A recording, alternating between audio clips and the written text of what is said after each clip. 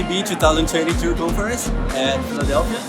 My name is Paulo Vitor. I am from Brazil. I'm Sydney. I'm here at EB and I just tried the 3D organ and that is so cool. This is absolutely mind-blowing. One, like, the level of detail is incredible.